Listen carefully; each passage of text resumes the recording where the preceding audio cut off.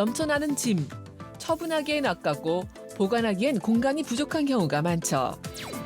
정리정돈이 일의 능률을 올리거나 계획적인 삶을 사는 데 도움이 되는 것으로 알려지면서 밀린 짐 정리를 시도하는 사람들이 늘고 있는데요.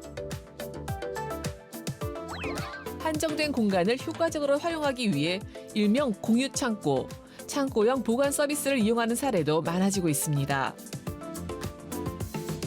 최근엔 빈 땅이나 상가에 공유창고를 설치해 고정 수익을 받는 부동산업으로 주목받고 있다고 하는데요. 변화하는 시대상에 맞춰 바뀌는 보관 서비스에 대해 자세히 소개합니다.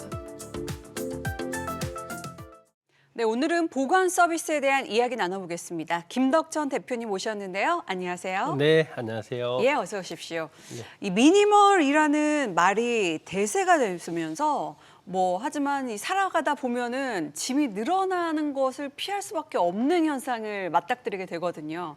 자, 이런 상황에서 주목받는 것이 바로 창고형 짐 보관 서비스입니다. 최근 이 서비스가 새로운 트렌드로 자리 잡으면서 시장 규모가 또 확대되고 있다고요? 네네. 방금 말씀하신 창고용 짐 보관 서비스를 셀프 창고, 공유 창고, 셀프 스토리지라고 하는데요. 글로벌 비즈니스 사이즈로 보면 100조 원 규모가 되고요. 예. 미국은 40조, 그다음에 일본은 한 40년 역사에 8천억 규모로 성장돼 있습니다.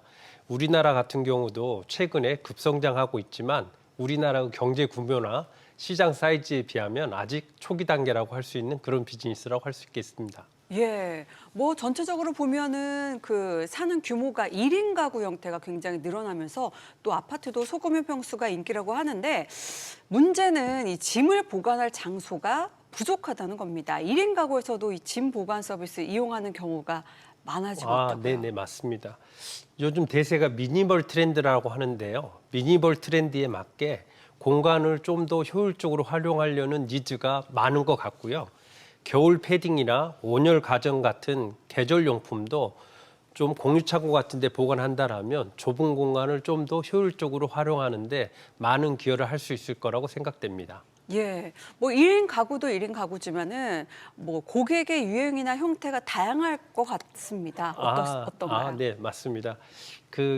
방금 말씀드린 대로 계절용품이나 1인 가구 사용하는 분들에 대한 추세도 늘어가고 있고요. 아무래도 1인 가구들은 이사 수요가 많습니다. 그래서 1인 가구들이 이사에 대한 수요도 꾸준히 이삿짐 보관에 대한 수요도 꾸준히 증가하고 있고요. 덧붙여서 취미용품이나 캠핑용품 이런 부분도 늘어나고 있고 스마트 스토어 하시는 분들의 소규모 B2B 사업 하시는 분들의 보관 창고용으로도 이 공유 창고가 참 요긴하게 사용되는 것 같습니다. 물류 창고 대용으로도 네네네. 쓸 수가 있겠네요. 네, 말씀하신 것처럼 소규모 소상공인 그리고 취미와 관련된 캠핑용품 네. 그리고 또 그림을 컬렉팅하시는 분들은 보관할 장소로도 필요하신 것 같고 보다 보면 이 상당히 부피를 차지하는 짐들이 늘고 있는데 실내 창고의 경우는 규모가 실은 그렇게 크지 않은 경우도 있잖아요. 이런 경우에도 적합한지 궁금한데요. 네, 맞습니다. 방금 말씀드린 것처럼 옷이나 계절 가전 같은 경우는 실내 창고 보관이 좀 적합하다고 생각되는데요. 취미용품이나 아니면 B2B 하고 계시는 스마트 스토어 하시는 분들에게는 조금 더 큰 공간이 필요할 네네. 것 같고요. 운반이나 이동의 편의성 때문에 컨테이너 형태의 야외 창고를 실외 창고를 권유해드리고 싶습니다.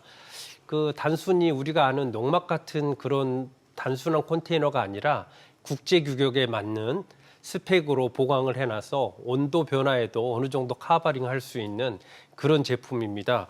그리고 이런 제품은 부피가 커서 보관하는데 힘들거나 이런 부분까지 싹 해결해 줄 수 있는 그런 제품으로 대안으로 요즘 많이 떠오른다고 할 수 있습니다. 예, 영상 보니까는 컨테이너 박스 하나가 큰 거실과도 같은 네네네. 크기로도 이용하시는 분들이 계실 것 같은데 그런데 이 사업의 특성상 식당 같은 경우는 꾸준히 단골 손님이 있거나 이렇게 찾는 손님들이 많은데 이 공유 창고 같은 경우는 수익 유지가 이렇게 꾸준하게 가능해 할지 맞아요. 궁금한데요. 창업하시는 분들이 최고 고민하는 부분이 그런 부분일 것 같은데요. 요즘 맛집이나 그다음에 유명한 프랜차이즈 같은 경우는 창업에 허들이 있는 거는 분명히 맞는 부분 같고요. 하지만 이런 공유창고는 창업을 하시게 된다라면 그 24시간 무인으로 운영되고 디지털 기술이 접목되어 있기 때문에 점주들의 시간 개입, 즉 인건비가 제로라는 포인트가 최고 장점일 것 같습니다. 그래서 그런 부분 때문에 창업에 대한 트렌드가 늘어나는 것 같고요. 아까 수익 부분 앵커분께서 말씀 주셨는데 공유창고는 고객들이 한번 짐을 맡기게 되면 다음 시즌이라든지 좀 장기간 짐을 보관하는 경우가 많습니다. 예. 그래서 수익이 되게 안정적으로 꾸준히 나오는 장점이 있을 것 같습니다. 이렇게 단순히 부동산을 임대하거나 매매하는 부동산업과 다르게 이 공유창고의 창업은 그 IT와 AI 같은 디지털 기술이 들어가서 부동산을 새롭게 관리하고 그 땅의 가치를 상승시켜주는 프롭테크라고 할 수 있는 면이 새롭다고 할 수 있겠습니다. 예, 이 공유 창고를 프롭테크라는 부분과 연결시킨 점이 참 흥미로운데 부동산에서의 반응은 어떤가요? 아, 네. 즉흥적으로 떠올려 보더라도 공유 창고는 여러 고객이 하나의 공간을 나눠서 사용하는 플랫폼을 제공한다는 점에서 특별합니다. 이 개념은 공실과 유유지 문제를 해결하는 아이디어로 우리나라에서는 이제 막 주목받기 시작했지만 글로벌 트렌드로는 되게 곽광받는 사업이기도 합니다.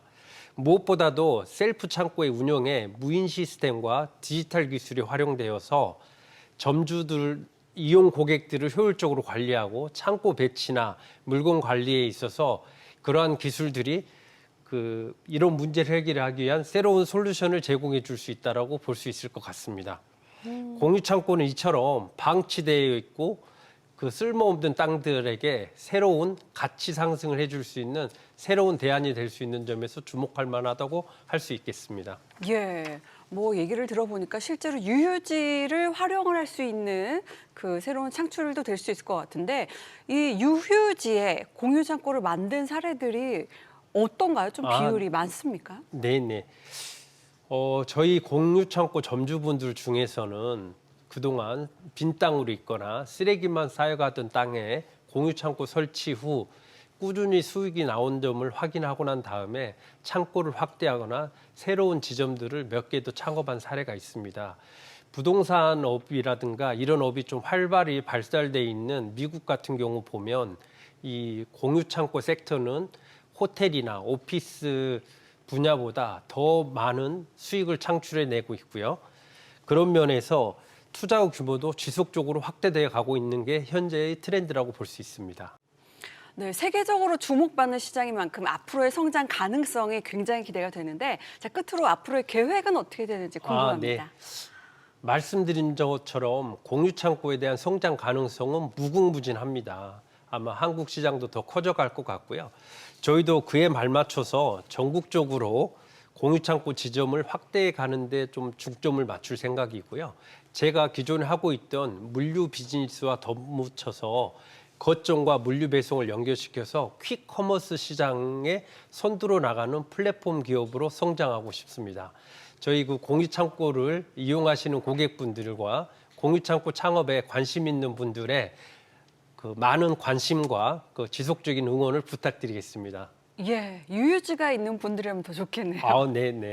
응원하겠습니다. 적극적으로 환영합니다. 예, 지금까지 짐 보관의 새로운 솔루션이 되고 있는 공유 창고에 대한 이야기 들어봤습니다. 고맙습니다. 네, 감사합니다.